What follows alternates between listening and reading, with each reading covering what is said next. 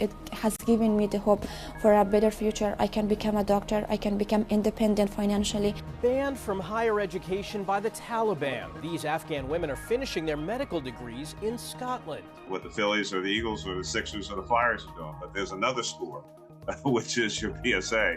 A new campaign is encouraging men to get screened for prostate cancer. And a billionaire and a musician team up to fight malnutrition in Africa.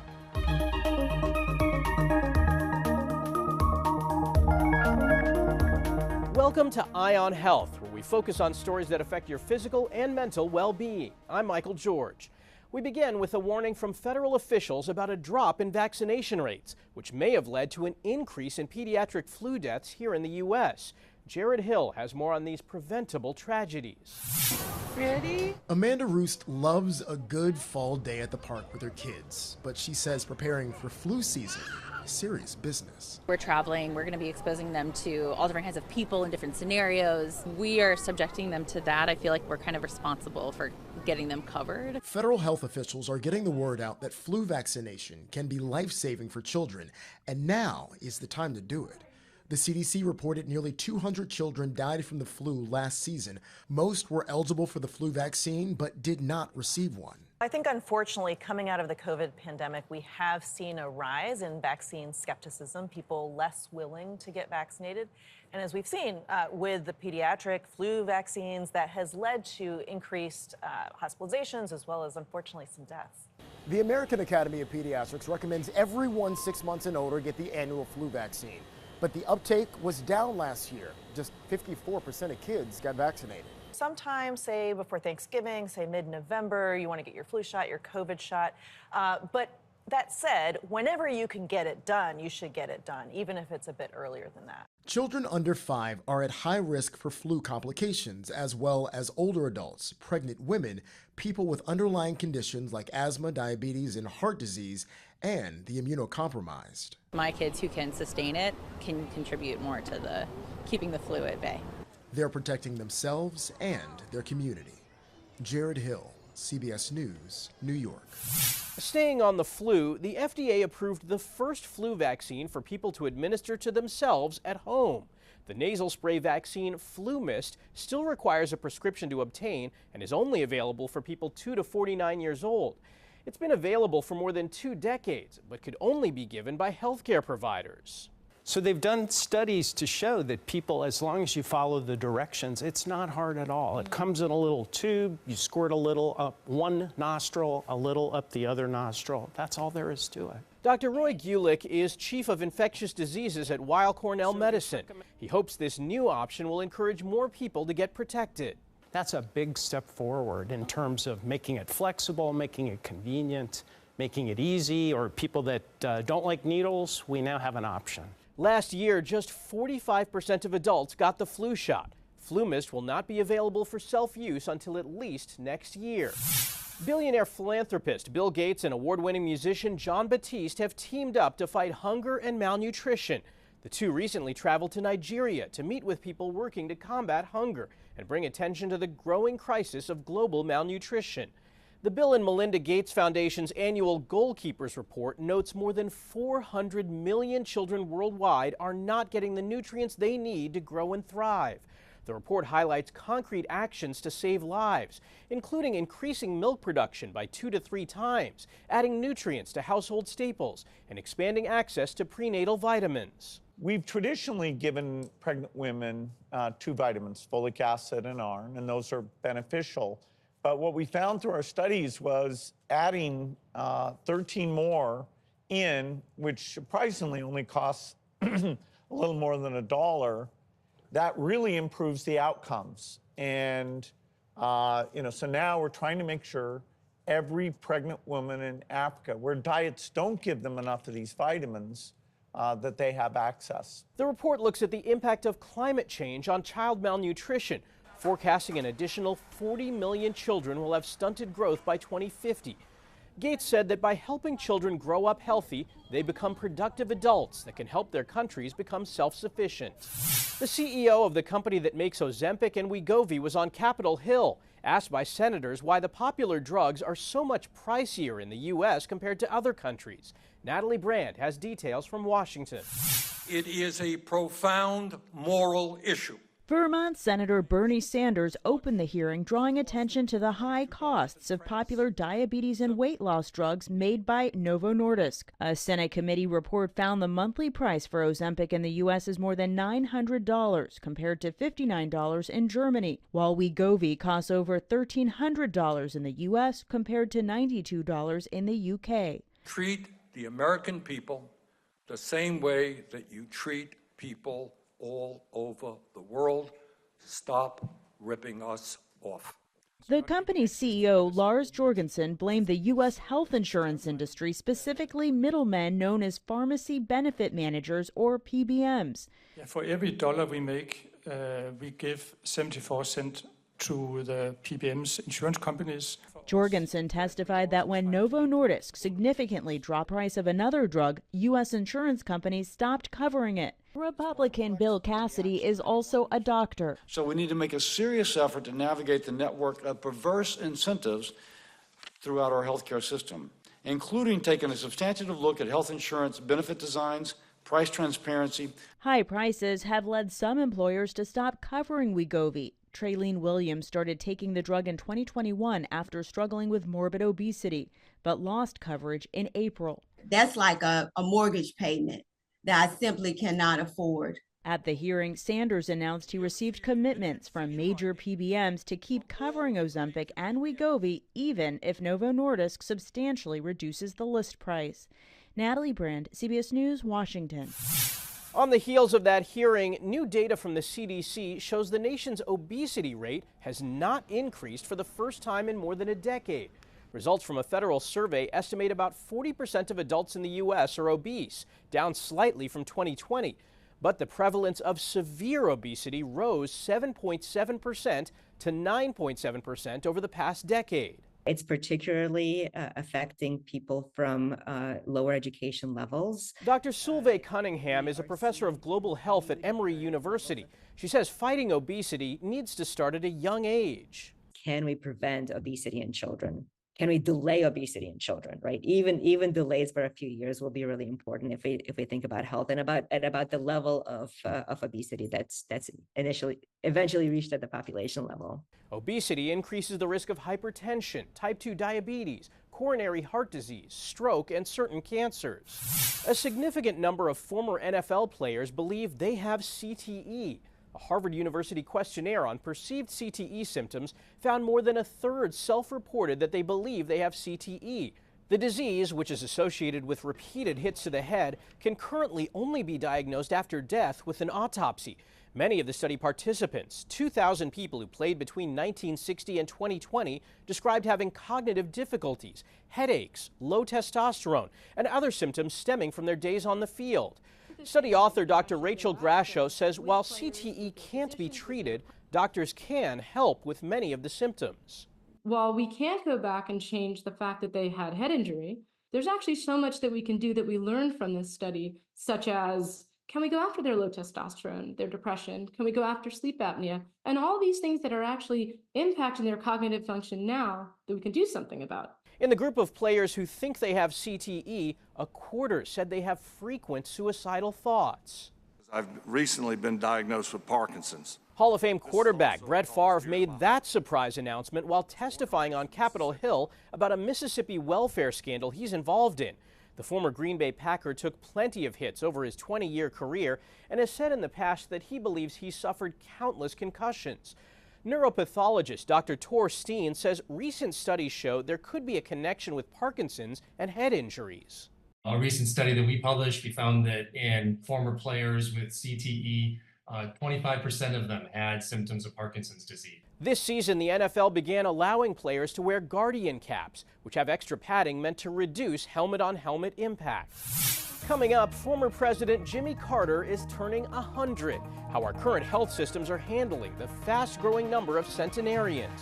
And what to do when your boss is creating a toxic workplace.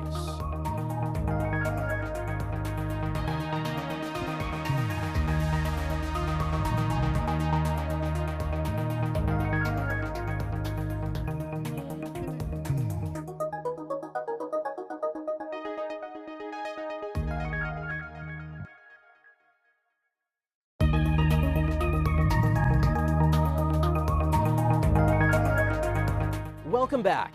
September is Prostate Cancer Awareness Month. About 300,000 new cases are expected to be diagnosed this year. Stephanie Stahl has details on a new campaign called Know Your Score, which encourages men to get screened and catch the disease early. It's a scary thing, when you get that diagnosis. Michael Nutter, the former mayor of Philadelphia, talking about his battle with prostate cancer that included surgery in 2020. You're talking about male function and all of these kinds of issues, and quite honestly, Stephanie, when it all came down to it, I just said, well, I want to live. In addition to teaching and consulting, Nutter is also working with the American Cancer Society to help raise awareness with a new campaign called Know Your Score. Not just what the Phillies or the Eagles or the Sixers or the Flyers are doing, but there's another score, which is your PSA, and you need to know that number. A PSA blood test is the recommended screening for prostate cancer, which when found early is highly treatable. When I got the call,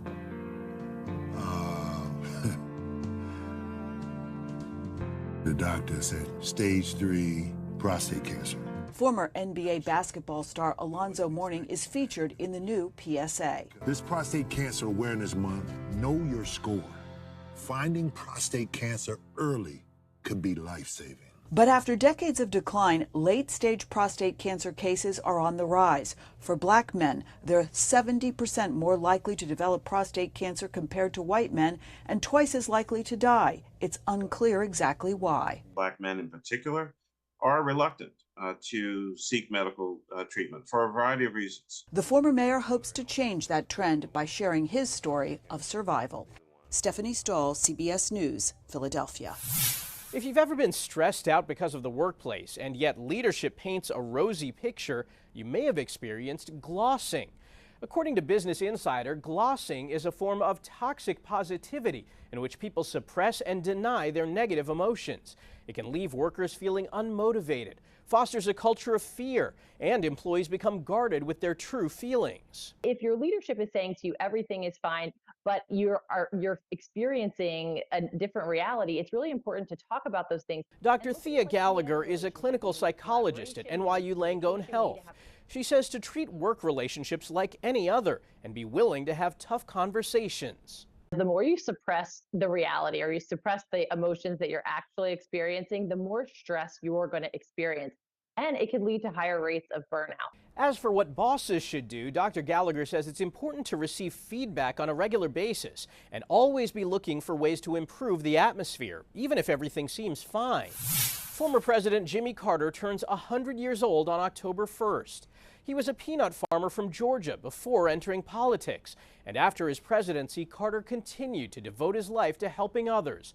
Human rights and social welfare campaigns helped him earn the Nobel Peace Prize, and for decades he built houses with Habitat for Humanity. Carter joins more than 100,000 other centenarians in the U.S., and according to the Census Bureau, that number is projected to more than quadruple over the next 3 decades. To find out more about this group's secret to life and also how our current healthcare system is dealing with this growing number, I spoke with Dr. Philip Solomon, Director in Geriatrics and Palliative Medicine at Northwell Health. Thanks so much for joining us. We appreciate it. We're talking about centenarians, and there was a time that somebody living to 100 was a pretty unusual circumstance, but it seems to be happening more often now. Yeah, thanks for having me. I'm really happy to be here. I'd still say it's a relatively rare phenomenon. Only about 1% of the population lives to the age of 100. We certainly are seeing it more because we see more older adults generally in the population. The number of adults over the age of 65 has already reached about 17% of the population in the country, and it's projected to get to over 25% in the next 30 years. So we certainly, in raw numbers, will see the number of people reaching 100 increase. Are there commonalities? Are there certain habits that they have that may be attributed to why they live so long? Yeah, thank you for that question. I think there's probably 2 different buckets to look at. On the one hand, we certainly know that there's certain genetics that are definitely associated with people that are reaching the age of 100. And there's actually a big study going on for these superagers that become centenarians. We know that certain groups of people are able to avoid some of the diseases that are more common with people that are older. And these are the people that are sometimes getting well past 100, even making it to 105 or even older than that. On the other hand, there are certainly habits, and many of them are lifestyle related, that can increase not just your lifespan, but your health span. And what I mean by that is the amount of time where you are healthy and independent. And those are the things that we talk about all the time. Eating well, avoiding smoking, avoiding any type of excessive alcohol use, exercising, living an active lifestyle, and maintaining some really healthy social relationships. We know that those things will all improve not just your physical health, but also your cognitive health. I also want to talk about the care of centenarians. What kind of extra care do centenarians need? Well, it's a great question. I think that it really depends on the person themselves. What we know in geriatrics is that it's very difficult to paint in broad brushes. We have people that make it into their 90s and even up to 100 who still maintain a good level of independence. And there are people that are much younger that require much more attention, caregiving, and are less independent when we think about the activities that they do in their daily lives. Certainly, as we get older, the risk of frailty and the risk of issues of mobility increase. So when we do think of centenarians, sometimes they are more dependent on needing a caregiver. And we don't think about it, but oftentimes these are unpaid caregivers.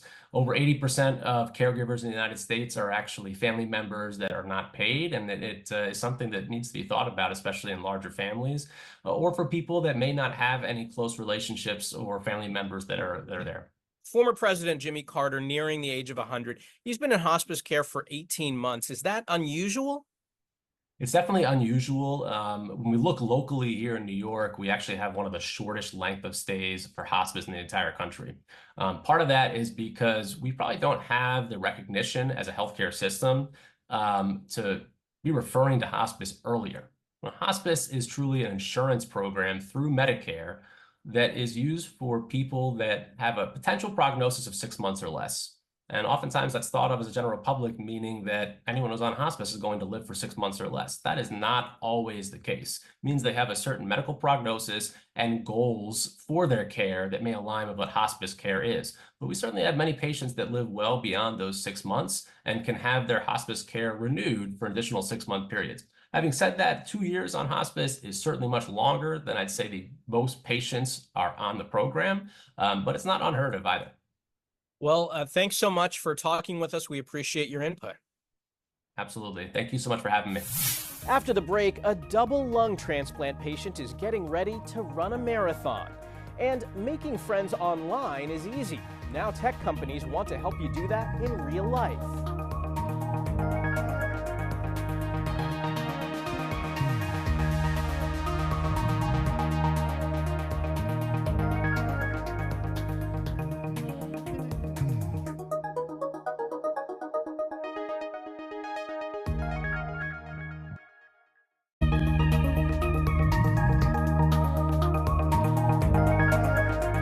Welcome back. Surgeons at Northwestern Medicine successfully performed the first double lung transplant on a patient with stage 4 colorectal cancer. In 2017, 42-year-old Mandy Wilk initially thought she had food poisoning, but it turned out to be colorectal cancer that had already spread to her liver. She was given just 2 years to live, but beat those odds thanks to several different treatments and a liver transplant from her younger brother. And yet the cancer returned, this time to her lungs. Mandy's determination has no limits. When other hospitals told her there was nothing more that they could do, she really didn't take no for an answer. Instead, she became part of medical history. Mandy says she's beyond grateful for the medical team at Northwestern, and now, 3 months removed from surgery, is getting active again. Her new goal is to run a marathon. You know, it's been 3 months, so, but it's going well. The weather's been great for running, so that's nice. I've been outside a lot trying to build up my lung capacity, so running as much as I can, so like a lot of long walks and then running until I get tired and then walking. Mandy was part of Northwestern's DREAM program, designed for patients with advanced lung cancers that do not respond to contemporary treatments. Americans are now sleeping more than at any point in the past 2 decades. That's according to a Washington Post analysis. Better sleep and how to get perfect sleep has been trending on social media recently. It's called sleep optimization or sleep maxing. Tips include the obvious, like eliminating distractions. Some opt for things like jaw straps or mouth tape, and many like to brag online about their sleep scores that come from smartwatches. Sometimes when people can be too perfectionistic about their sleep, it can backfire. Perfect is often the enemy of good.